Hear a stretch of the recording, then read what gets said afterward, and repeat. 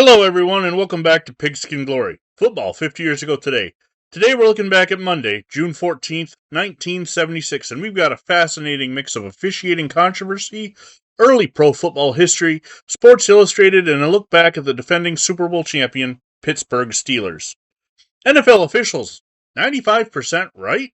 Our first story comes from veteran NFL official Tommy Bell, who was preparing for his 13th season as an NFL referee. Bell estimated that NFL officials get calls right about 95% of the time and pushed back against the growing calls for television replay to be used to review controversial plays. Remember, this is 1976. Instant replay challenges are decades away.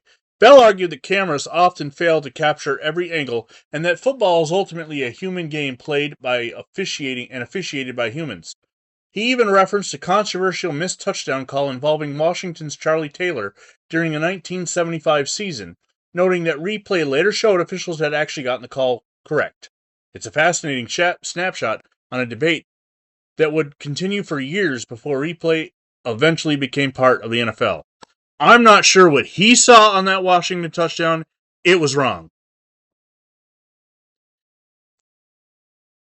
Remembering Henry McDonald. Next, we pause to remember one of football's true pioneers. Henry, the Professor McDonald, passed away at the age of 85. McDonald was one of the first black players to compete in professional football, playing before the NFL's inaugural season and with the Rochester Jeffersons up through 1920. His football career also included stops with Lancaster Malleables, the New York Colored Giants, and the Pittsburgh Colored All-Stars. For fans of early football history, names like Fritz Pollard are more familiar today, but pioneers like Henry McDonald helped pave the way for generations that followed. His passing marks the loss of another direct connection to football's earliest days. Sports Illustrated. It was Monday, and you know what that means. A new issue of Sports Illustrated hits the newsstands. The cover features Iowa State high jumper Dwight Stones and his remarkable 7'7" leap. Inside, one football-related story caught my attention was a review of The New Mentality by former Chargers coach Sid Gilman and psychiatrist Arnold Mandel. The review discussed everything from team psychology to drug use in professional sports, offering an unusual glimpse into the mental side of football at a time when most coaching books focus strictly on X's and O's. It shows that even in 1976, teams were beginning to explore the psychological side of athletic performance. Football Digest post of the day featured a look at one of the most unusual secrets behind the Steelers' success. Pittsburgh's offensive line regularly rotated players between positions and even between quarters during games. Rather than settling on a fixed lineup, offensive line coach Dan Radakovich believed several players were so evenly matched that sharing snaps kept everyone fresh and productive. The results were hard to argue with.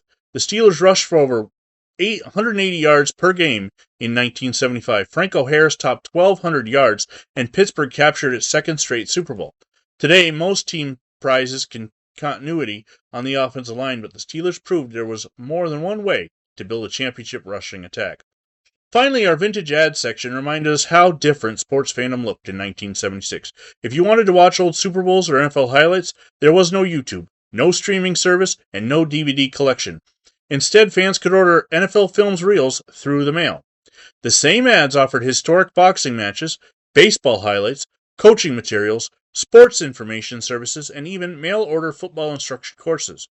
For football fans in 1976, these catalogs were the closest thing to having a sports streaming library in your living room. June 14th, 1976 gave us a little bit of everything. Debates over officiating, a farewell to one of football's earliest pioneers, a look at the growing science of sports psychology, and another reminder that the Steelers dynasty was willing to think differently to stay on top. Join us tomorrow for another trip back to 1976.